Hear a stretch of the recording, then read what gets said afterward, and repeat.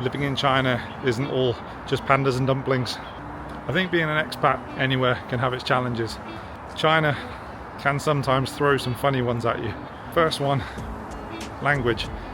Any person who's lived abroad will have this experience, but when you have to learn the local language, it can be very challenging. And here, the people are so welcoming when you do it, and if you do give it a good go and try and make a good attempt at it, they're very warm and will really appreciate it. That being said, sometimes, especially when you're first learning, once you've learned your first couple of words and you kind of pluck up the courage to go and speak to someone, it might just be ni hao or good morning, whatever you say to them, they immediately think, wow, okay, this guy is fluent, and they will throw a ton of Chinese back at you, and then suddenly you're completely swamped. So that was always one of the biggest challenges for me, and it took a long time to get through that. The first year was really tricky. Once you kind of get through that into some conversational Chinese, you can really make some amazing relationships with people, and you really then start to realize how, again, warm and welcoming the Chinese people are. Second one of the challenges, but also, to be honest, one of the best things about being out here is the food. I've known people who have come here and have literally given the food absolutely no chance, really, and have just stuck to their Western diets. I've really tried to come out and try pretty much everything, and ended up finding some absolutely incredibly delicious foods out here, and the variety is just amazing.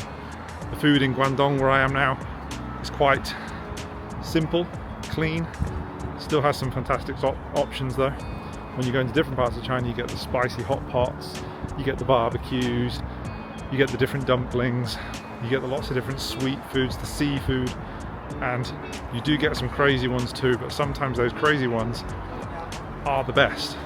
For me now, one of my favourite ones is intestine, which I remember when I first came here and someone said, you should try this, give it a go. I wouldn't touch it with a barge pole, and then I plucked up the courage to give it a go and ended up absolutely loving it, after especially trying it in a trip to Macau. So the food, although one of the biggest challenges and probably needs quite a lot of courage to really give it a go, once you do, it is definitely one of the best parts of living here. Cultural etiquette here is also quite a tricky one.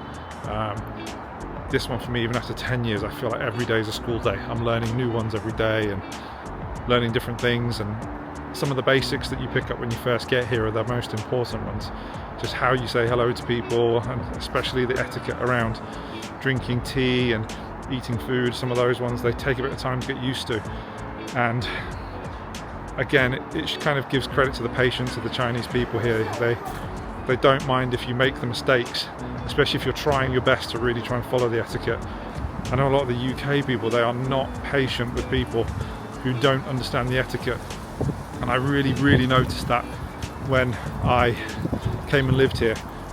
A lot of the perception is that some of the Chinese people are very loud, very rude, and actually it's not that case at all.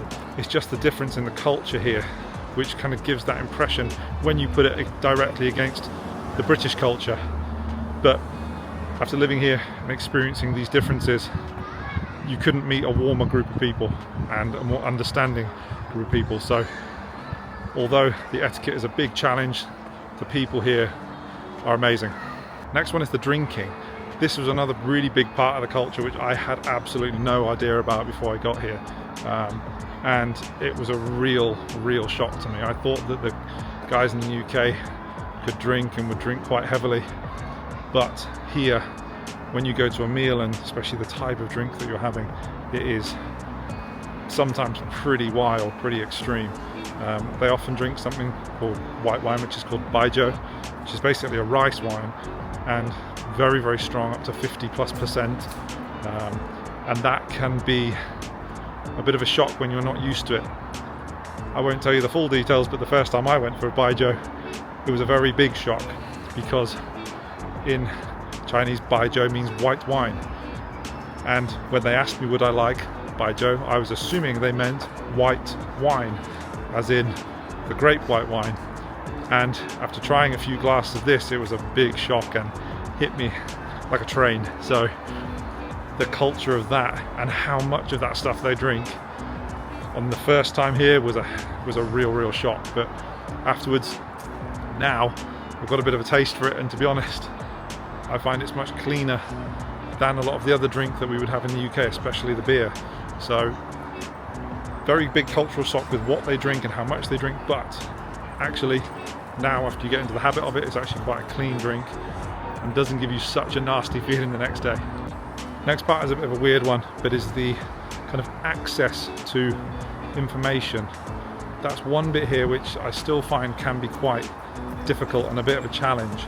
There's lots of the general internet which we have open to us in the West which is not available here, so things like your Facebook, your WhatsApp, Instagram, Google, quite a lot of the websites that you would normally use and become accustomed to using, especially for things like searching information, are not available here. This for me, even after 10 years, can be a bit of a challenge. I find it's tough to really get a lot of information, and if you do, you got to really kind of dig for it and find out different ways to get it. It's not easy. So the access to the internet is a challenge.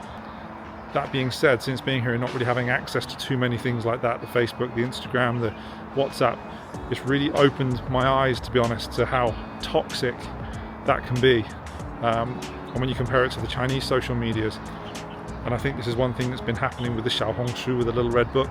A lot of the people are coming onto that and now realizing and kind of seeing, while there's not much abuse that goes on these online platforms here, or far less than you get in the West. So definitely that lack of access has kind of had a positive point in that I don't have to worry too much about all the extra BS that goes on through some of the social media in the West. Next one is news. So since being here, obviously we get limited access to some of the Western news, but you do get a nice kind of other angle of the news here. So to be honest, I've really enjoyed being able to get a more rounded kind of look at what's going on and hearing both sides of the arguments from both Western and Chinese news sources. And I don't think one or the other is perfect, but being able to hear both sides instead of just the standard stuff you get thrown from the Western media about China or the other way around has been a real eye-opener and has definitely changed my opinion on a lot of the world affairs, I would say, and not so much political, but definitely world affairs and global geopolitics. So being able to hear both sides of the argument from both sides of news has been very, very valuable.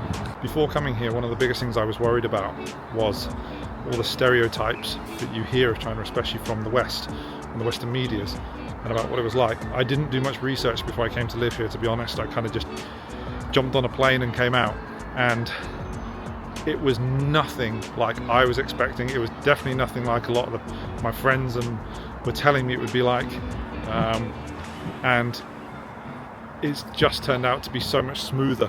People say here that it's very restricted. I've never really got that feeling. I've just felt that if you stick to the rules, it's a wonderful place to be. If you want to come and try and push against the rules, then of course, same as anywhere else, it's not going to work out. And people have come and left China for that reason. I know a lot of foreigners who have done that. But if you're willing to come in, embrace the culture, learn the language, enjoy the hospitality, you can have a really, really wonderful life in China. So those for me have been the biggest challenges, really. And again, I think with any place, there's always going to be cons, there's always going to be bad points, but definitely here, the pros far outweigh the cons. The first year, the first 2 years can be tough, can be very difficult. The pandemic was an absolute nightmare. And I don't think any country or anyone in any place in the world can really say that was a comfortable time to be living, whether it was even in your hometown. But here was incredibly tight. After it's all opened up, to be honest, it just feels like it was a bad nightmare, and it seems like everyone's almost forgotten about it. But apart from that, it's been a really, really wonderful experience. Mainly that's down to the welcoming nature of the Chinese people and their patience and understanding, and also being able to live in a place like Shenzhen that is year by year getting better and better and better. And whenever I leave now and come back to the UK to visit, it feels like I've gone back 20 years, and it, to be honest, doesn't really feel like it's going to be catching up anytime soon. Do you think you'd be able to deal with these social kind of challenges? If so, maybe China is worth a go for you.